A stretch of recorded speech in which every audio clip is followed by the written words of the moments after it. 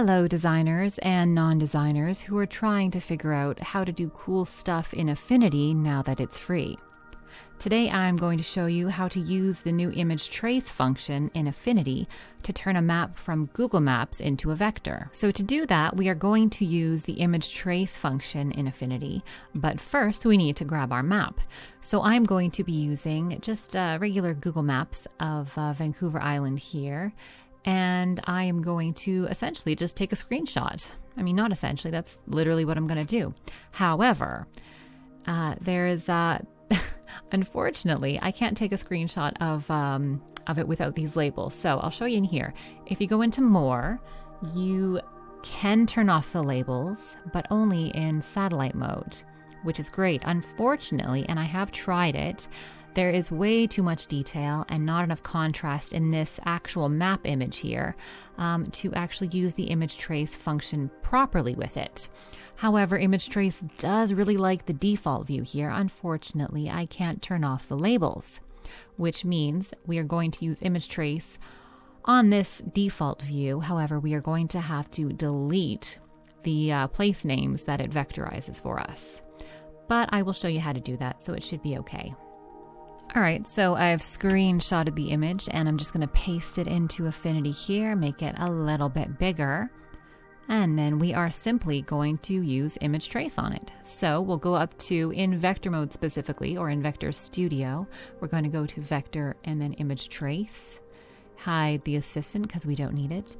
And then as you can see here, with the edge threshold turned up, we have a nice futuristic vision of climate change, I guess, where the water levels, have risen and have completely engulfed the island here. But we don't want that. So let's turn the future down a little bit. There we go, right to 0%. Now with curve fitting tolerance, I don't think we need to do too much with this. And even if it's doing anything, I can't really see much. So I'm going to have that also at 0%. And then we click apply. Ta-da! Okay, so you can see now how all of this information is, it's now all vectorized. So it's pretty easy. However, the next step really is determined by what you're wanting to do with the map and the level of detail that you want. So as you see, it did vectorize our little place names in here, unfortunately. So we can go and delete those. And I'm just going to do that using the node tool. But first, I think we're going to delete the ocean. I know it's like this useful thing, but let's just not have the ocean for now. So to basically separate out all the little vectors in here, we're going to go Control-Shift-G. And as you see, they are all separate now. That means every single shape is its own little vector, which is pretty cool. So let's delete the ocean.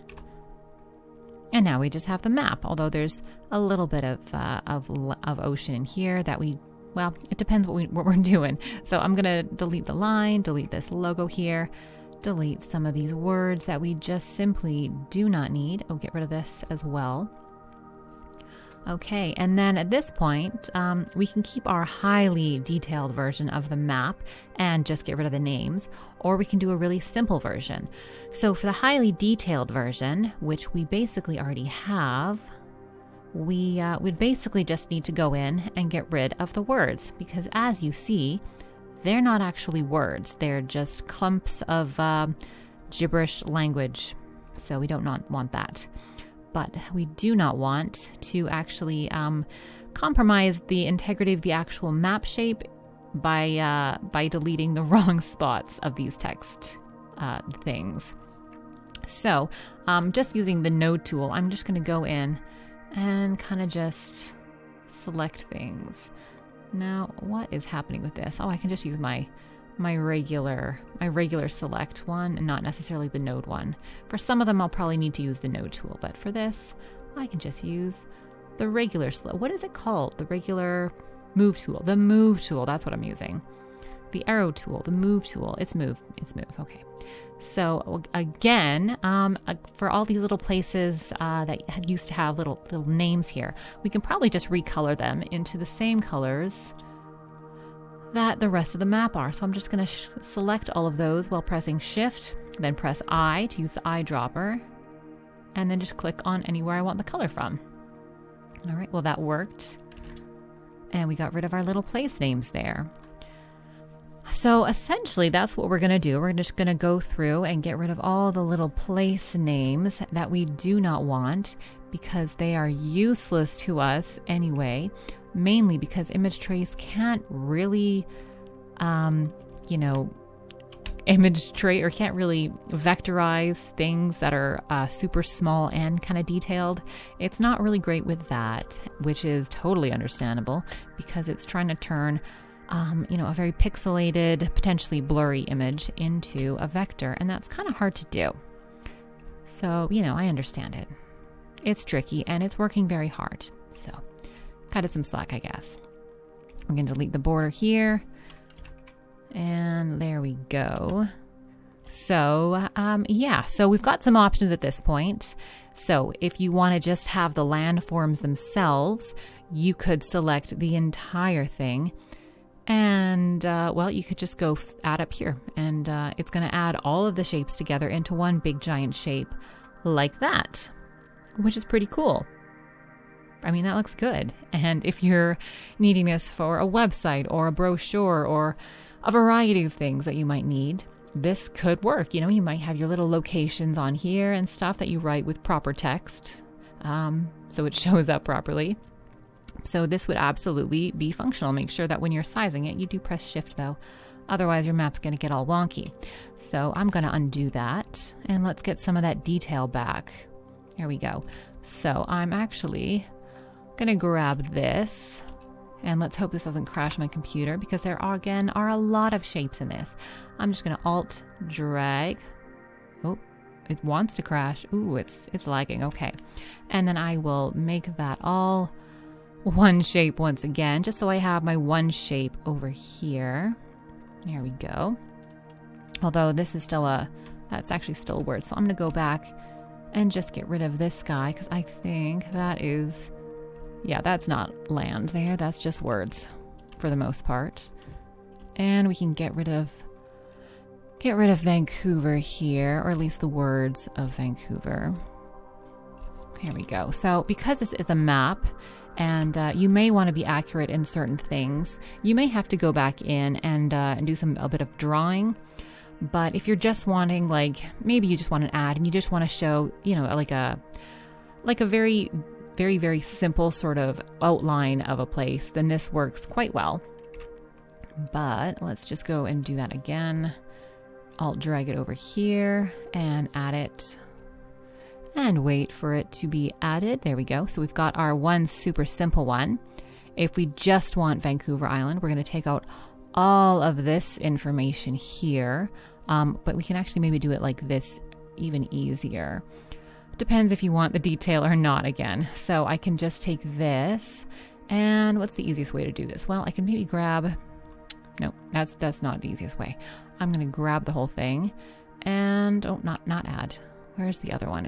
I want divide. Okay, so let's see if that works. Then I can just grab this because all these little individual areas are now all separate from each other. So I've got my island with the mainland, and then here I've got my island by itself, and then here I've got my super detailed island that I will still need to go in and change and edit to make sure I got all the detail I want. But what if I just want the super detailed Vancouver Island? Well, then I'm going to have to delete everything else. What did that delete? That looks pretty good, actually. Let's delete all of the stuff I don't want to make sure it's not deleting any of the stuff that I do want. Go away, other little bits. Let's get rid of, I don't know, what's up here, like Whistler, or is Whistler might be higher than that. It might be. But let's just get rid of all this tiny information. I just don't need it. I think some of these tiny, tiny little islands have been for sale. I'm not super sure. I think some of the ridiculously small ones have been, which I think is pretty cool because I like the idea of like having your own island. That's pretty cool, right? I mean, not that I could afford my own island. That is too much. Because it's not just the like buying your own island part. It's also how are you going to live on your own island? Like how are you getting your groceries? How are you getting to and from the place? You're gonna have a sweet boat. I guess you probably would have a boat. That would make sense. Gotta like boats a lot though. Okay, so what about these tiny little islands? I think they're good. Okay. So once again, with all the little details, like the little place names, we're just going to go in and kind of mess around and make sure that they are simply not showing by selecting them and pressing I to eyedrop the color that we want. And that's basically it. So I like this level of detail. You can eliminate the highways too if you want, just by selecting them and turning them into the same green color. But maybe you want the highways. It depends on what your goal is here. Can I select it? There we go. So I can select it and simply eyedropper my way out of that. Yeah, I think that looks better. Yeah, okay. So essentially that's what you would do. Now, if you like, I can do a very, very speedy version of this where I go in and perfect it, but still keep all the details. And that might not be a terrible idea because I think this is going to take a little bit of time to get all fancy and nice.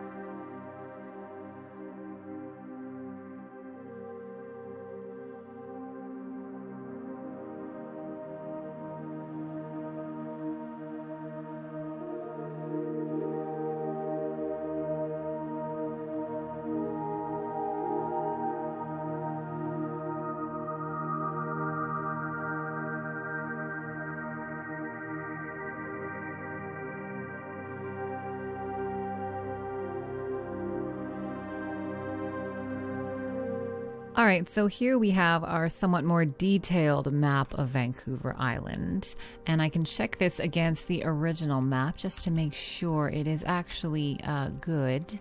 And let's have a look at that, see if there's any weird stuff happening, and making sure that we've got all the stuff. So I want to bring this down to the very bottom, arrange to back, and we want to make it the same size as the one over top, just to make sure that when we did the image trace, it didn't actually get rid of anything that is super important.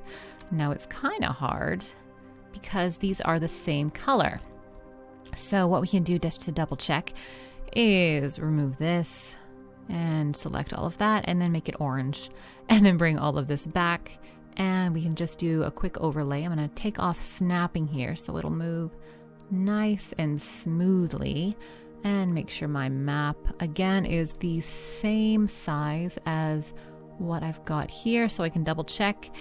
And it looks pretty good. I think we can maybe delete this part because I don't think that's part of Vancouver Island, but otherwise it looks pretty good. So I'm gonna just undo that. And so we've got our nice detailed version back. And I'm just gonna go and delete this whole little part here, like so. And that part as well, and then I think we are good. So now we've got our super detailed Vancouver Island, our super simple Vancouver Island, then our super simple kind of everything, kind of the whole area that we've got. There we go, just like that. Now we could also do a super detailed version of this, but I think you get the point. I think you get the idea. It's a little bit of work depending on how much detail you want in there. So if you wanted to have a super detailed version of this, it's a lot of going in and kind of just adjusting things and deleting place names that aren't really place names anymore, and just making sure it's all, relatively accurate, to a point anyway. So that is pretty much it. If we want to do anything else, like if we want to have it super nice and stylized, I'm not going to stylize this version because it's already got a lot of style, I think, but we can stylize this version. So I will just click Alt and drag that, and we can maybe give this a nice blue color like that. And then we can give it a nice stroke as well. And we will do a slightly darker blue maybe, like that. And let's bring that stroke up to, well, we want that to be on probably on the outside. There we go. As you can see, that looks pretty good, although I think the color itself isn't great. So we can adjust the color just a little bit, but otherwise it looks pretty good. Now this is a map you could use in a variety of locations because it is simple, but it is still, it's still relatively easy to show. You can, show various locations, like this place is here, and this is here, and this is here, and this is here, and, stuff you see on like a company's brochure that has a lot of locations over a specific area. Like we've got our Nanaimo location, our Parksville location kind of thing. So that is our stylized Vancouver Island. And so I think we are pretty much done. And I hope you guys learned a little bit about how to vectorize a map. Depending on the map you are vectorizing, it could get a bit more complicated or it'll be a bit easier. It kind of depends. Is anyone else seeing a face right here? I see a face. There's like a guy with some like cool sunglasses and crazy hair and a really crazy chin. No, just me? Okay, so that's fine. Anyways, thanks so much for watching. If you have any ideas for anything else you want me to vectorize that's hopefully slightly simpler than a map, that would be cool. Otherwise, I'll see you guys next time. Bye.